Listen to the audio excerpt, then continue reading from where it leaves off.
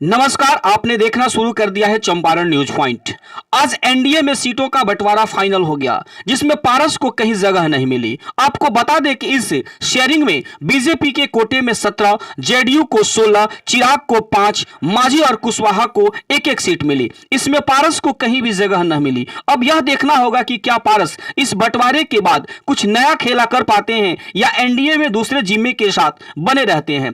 पारस या महागठबंधन में जा सकते हैं, अब यह भी देखना होगा। आपको बता दें कि जब 2 दिन पहले पत्रकारों ने चुनाव लड़ने के बारे में पारस से सवाल किया तो उन्होंने जवाब दिया कि मुझे एनडीए पे विश्वास है, लेकिन अब तो एनडीए ने उनके विश्वास को तोड़ दिया। अब देखना यह होगा कि क्या पारस कुछ नया कर पाते हैं या एनडीए में बने रहते हैं। आपको बता दें कि पारस ने 2 दिन पहले एक प्रेस कॉन्फ्रेंस के माध्यम से इतना तक कह दिया कि मेरे 3 सांसद हैं जो अपने अपने संसदीय क्षेत्र से ही चुनाव लड़ेंगे। उसके बाद पारस ने इतना तक दावा कर दिया कि मैं खुद हाजीपुर से चुनाव लड़ूंगा, इसमें कोई संशय नहीं है।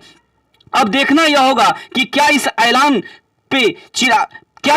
पे पारस कामयाब रहते हैं या अपने बात से मुकर जाते हैं।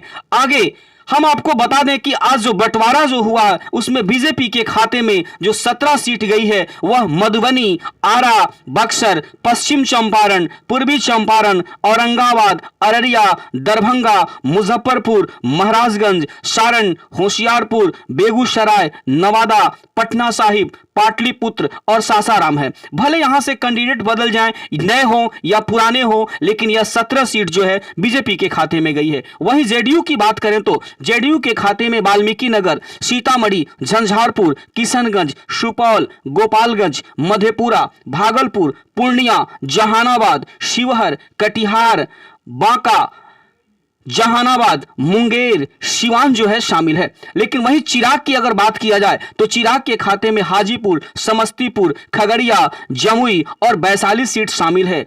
बहुत दिनों से कयास लगाया जा रहा था जिसपे हाजीपुर सीटों को लेके पारस का मानना था कि मैं चुनाव लड़ूंगा, लेकिन अब तो एनडीए ने साफ कर दिया कि वह वहां से चिराग पासवान ही चुनाव लड़ेंगे। अब देखना होगा कि क्या चाचा भतीजा खुद दोनों एक दूसरे के सामने आते हैं या पारस जो है उस सीट को छोड़ देते हैं। लेकिन वहीं हम के खाते में गाया और उपेंद्र कुशवाहा की पार्टी के खाते में कारा काट गई है। आपको बता दें कि अब एनडीए में ने यह साफ कर दिया है कि चिराग ही एलजेपी के असली उत्तराधिकारी हैं। अब देखना यह होगा कि क्या पारस इसे सह पाते हैं या कुछ नया खेला कर पाते हैं। Bureau report, Champaran news point.